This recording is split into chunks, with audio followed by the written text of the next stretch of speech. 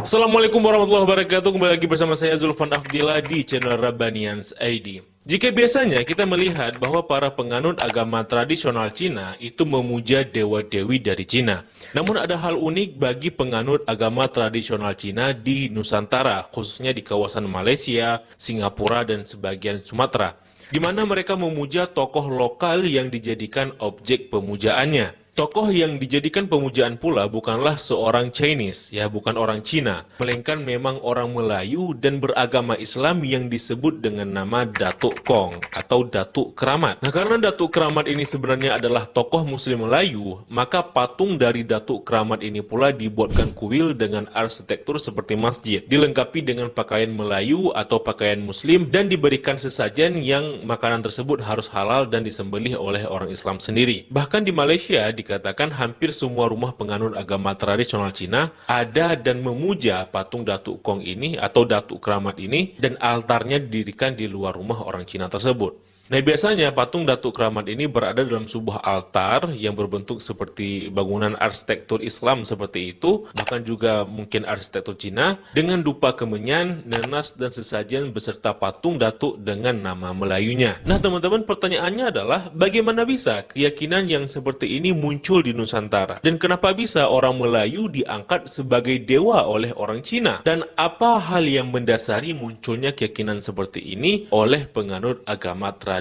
Cina di Nusantara? Nah, sebelum kita membahas lebih lanjut, saya ucapkan terima kasih dahulu buat penonton kami yang sudah mendukung channel ini secara moral dan materi via website kitabisa.com. Saya ucapkan terima kasih atas antusiasnya dan apresiasinya. Semoga dukungan teman-teman diganti dengan yang lebih baik lagi, serta semoga dengan dukungan tersebut dapat mempercepat perkembangan channel ini.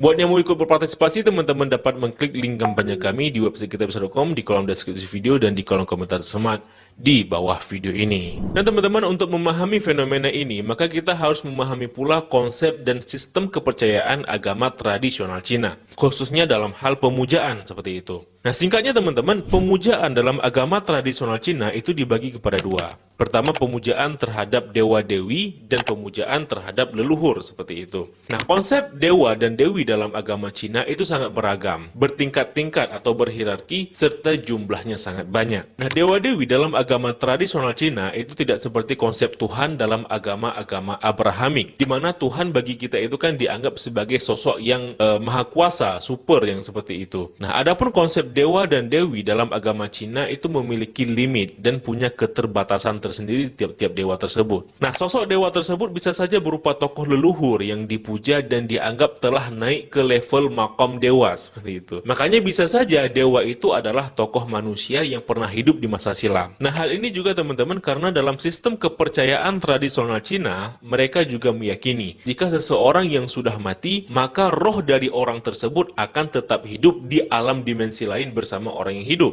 Dan mereka meyakini pula jika roh-roh orang tersebut dapat membantu dan memberikan manfaat kepada orang-orang yang hidup. Nah, oleh karenanya mereka juga memuja para leluhur. Nah, konsep ini juga ada dalam penganut agama Buddhisme di Thailand, teman-teman. Dimana kalau teman-teman lihat ya, ada sebuah altar di tiap depan rumah orang Thailand yang disebut dengan nama San Prapum, yakni rumah arwah. Dimana di sanalah mereka memuja dan melayani para arwah yang hidup dengan mereka agar leluhur mereka itu senantiasa membantu sanak familinya. Nah, begitu pula di Cina, teman-teman, mereka meyakini bahwa leluhur mereka itu dapat membantu keluarga dan keturunannya melalui alam roh, baik dalam urusan kesehatan, percintaan, hingga soal keuangan. Sehingga roh leluhur mereka itu harus senantiasa dipuja dan didoakan agar mereka dapat hidup layak di alam roh. Dan dengan demikian pula agar arwah tersebut dapat memudahkan hajat bagi mereka yang hidup di alam dunia, khususnya sanak familinya seperti itu. Nah, teman-teman, setidaknya begitulah konsep dan sistem kepercayaan dalam agama tradisional Cina ya, secara umumnya seperti itu. Nah, salah satu jenis dewa-dewi yang mereka puja itu adalah jenis dewa-dewi pelindung. Dan jumlah dari dewa-dewi pelindung itu sangat banyak. Namun setidaknya dapat dibagi menjadi dua golongan. Nah, yang pertama disebut dengan Sheng Huanggong, yakni dewa kota. Adalah dewa penjaga di setiap kota yang dipuja oleh pejabat lokal dan penduduk setempat sejak era kekaisaran. Yang kedua, teman-teman, disebut dengan Tudigong, yakni dewa bumi. Adalah dewa pelindung di suatu wilayah, dan di setiap wilayah itu memiliki dewa bumi tersendiri. Biasanya, dewa bumi ini adalah leluhur yang dihormati dan memiliki pengaruh besar di kawasan tersebut. Nah, teman-teman, ketika orang Cina berlayar ke Nusantara, maka dibawa ikut serta pula keyakinan akan adanya Tudigong ini, yakni adanya dewa bumi setempat. Bahkan kawasan di luar Cina sekalipun, bagi mereka menganggap ada dewa setempat yang berkuasa seperti itu. Nah, ketika mereka tiba di Nusantara, mereka melihat bahwa orang di Nusantara itu meyakini akan adanya kepercayaan mengenai penunggu di suatu tempat. Misalnya penunggu di pohon, adanya penunggu di hutan, adanya penunggu di gunung-gunung dan lain sebagainya. Di mana ada tradisi kalau memasuki kawasan angker itu harus minta izin dulu ke penunggu setempat, khususnya kepada datuk maupun kepada nini. Loh,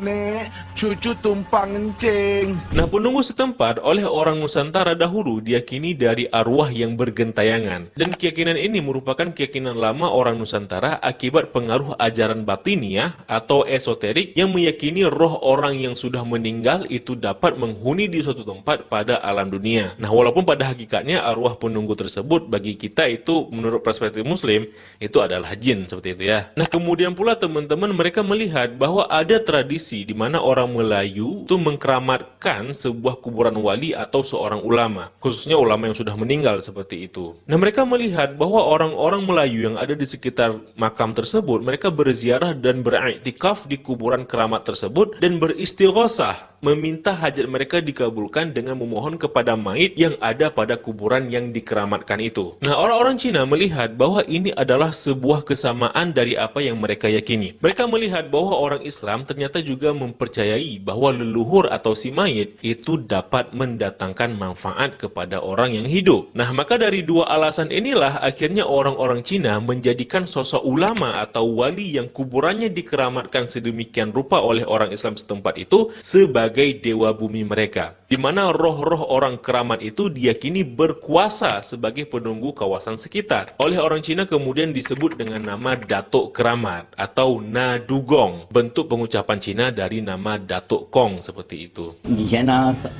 有人看到有个泥土堆啦，他看到有白影经过了，那就叫一个人来跳童了。跳童呢，他就跟他讲了，我是这里的拿督，我是保佑你们。那你们要什么可以来求我的。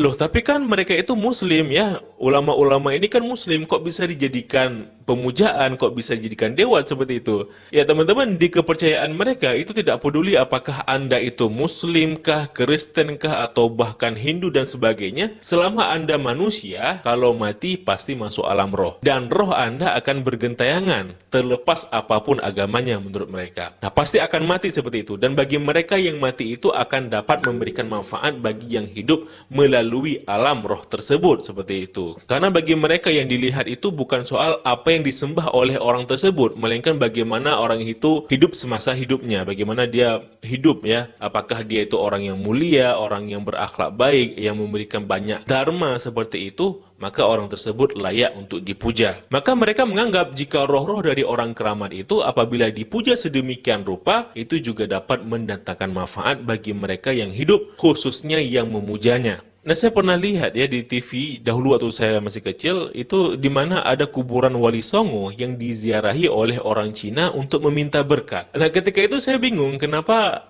ada yang seperti itu, ada orang Cina datang ke kuburan Wali Songo buat minta berkat seperti itu. Kan sesuatu yang aneh bagi kita yang awam. Namun sekarang setidaknya saya sudah paham apa alasan dibalik hal tersebut ya. Jadi teman-teman, walaupun sebenarnya mereka punya dewa bumi dan dewa pelindung sendiri, ya sepertinya mereka juga memerlukan dewata lokal ketika mereka berada di luar Cina. Most of the Datuk Kong worship is a Malay spirit, a Malay equivalent to Muslim in the Chinese eyes. The shape of the look of the Datuk is different.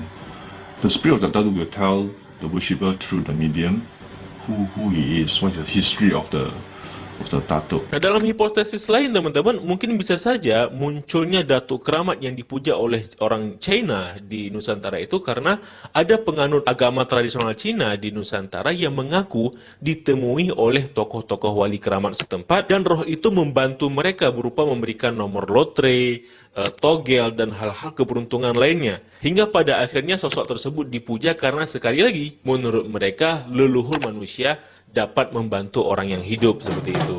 呢個蠟燭都好靚噶，去求果有求必應噶。 Nah, karena Datuk Keramat ini dari kalangan orang Islam teman-teman, maka dia dipuja dan diperlakukan selayaknya seorang Islam. Seperti dipakaikan pakaian Melayu, koko, jubah, sarung, dan peci. Nah, sesajen yang diberikan juga berupa makanan halal dan disembelih dengan cara Islam. Alkohol, babi, tua, arak, dan makanan haram lainnya tidak diperbolehkan untuk menjadi bahan sesajenan untuk Datuk Kong. Nah, pada perayaan pemujaan besar tertentu teman-teman, terkadang dilakukan mediumisasi dan memanggil sosok Datuk Keramat itu yang kemudian roh yang diyakini Datuk Keramat tersebut merasuki beserta. Do you want to grow your YouTube channel? Do you want to earn more views, more subscribers, more watch time, and of course, make more Assalamualaikum.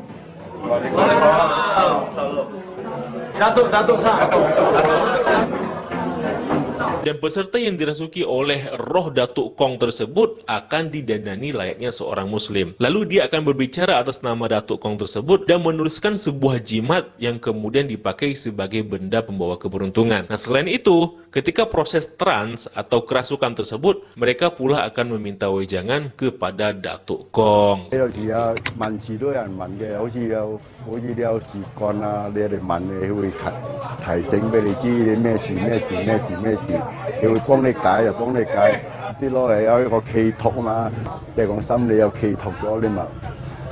Nah, teman-teman, Datuk Kong atau Datuk Keramat ini bukan satu tokoh saja, melainkan ada banyak tokoh Datuk Kong tersebut, tergantung tokoh keramat apa yang dipuja di suatu tempat tersebut. 一個馬拉拿督叫散素甸，拿督散素甸，唐人咧叫常策，嗰唐人咧佢要講唐話嘅，個馬拉人同我哋講馬拉話嘅，好好傾啊！ Bahkan teman-teman, mereka juga merayakan Hari Raya Islam kepada Datuk-Datuk Kong tersebut di kuil-kuilnya seperti itu. Selamat Hari Raya Idul Fitri. Kuatlah. Barang tak mania sikit aja. Namun lebih lanjut teman-teman, sosok Tudigong ini tidak mesti seorang ulama. Bisa pula seorang guru, ahli silat, orang kaya, orang baik, raja, perwira, dan sebagainya yang arwahnya dianggap keramat oleh orang sekitar atau bagi mereka yang selama hidupnya dianggap mulia seperti itu. Tidak peduli apapun agama dan keyakinan yang dianut oleh orang tersebut. Nah, jadi fenomena ini teman-teman dalam kajian keagamaan disebut sebagai fenomena sinkretisme, di mana menggabungkan dua keyakinan menjadi satu keyakinan baru akibat dampak dari asimilasi. Wallahu a'lam bishawab.